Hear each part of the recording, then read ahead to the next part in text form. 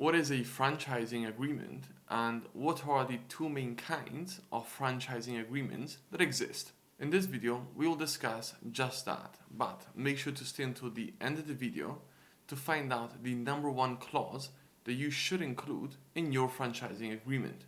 If you're new, I'm Malcolm Zoppi, an English qualified solicitor, and I help UK SMEs with their corporate and commercial legal needs. Well, what is a franchising agreement? In short, it is a contract whereby the franchisor grants the franchisee the right to use the franchisor's brand, know-how, and business model to run a business.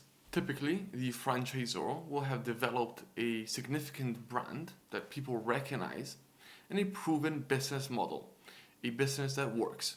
The franchisee instead is looking to start a business but typically does not want to take on the risk of finding out by trial and error what works and what doesn't. And that's where franchising comes into place, and the franchising agreement details that relationship. So what are the two main kinds of franchising agreements that exist? The first is the standard franchise agreement between the franchisor and the franchisee, which we just discussed. The second is the master franchise agreement. The master franchise agreement typically is used by a franchisor who's looking to expand into new territories, for example, different countries. Instead of trying to do the legwork themselves in the new country by trying to recruit and find new franchisees, the franchisor instead appoints what they call a master franchisor in the territory using a master franchise agreement. And then the master franchisor is then responsible for finding and recruiting new franchisees. Now, if you're looking to franchise your business, there are quite a few legal aspects that must be considered and scrutinized so that your franchise agreement properly protects you.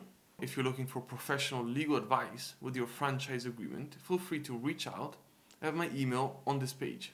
So, what should be the number one thing to include in your franchise agreement? Well, first of all, we should recognize that typically a franchisor will grant exclusivity over a specific territory to its franchisees. Secondly, we should keep in mind that a franchising agreement is typically for 5 years and then extends for additional periods of 5 years. Well, what does that mean for you as a franchisor? In short, it means that you're giving a franchisee who you think to be good exclusivity over an important territory for a period of 5 years. If it turns out that that franchisee is underperforming and not as good as we were hoping, then you're losing out on a substantial amount of revenue. To protect your business against this risk, you might want to specify in your franchise agreement that if the franchisee is grossly underperforming, then you have the right to place a new franchisee in the same territory and therefore remove the original franchisee's exclusivity.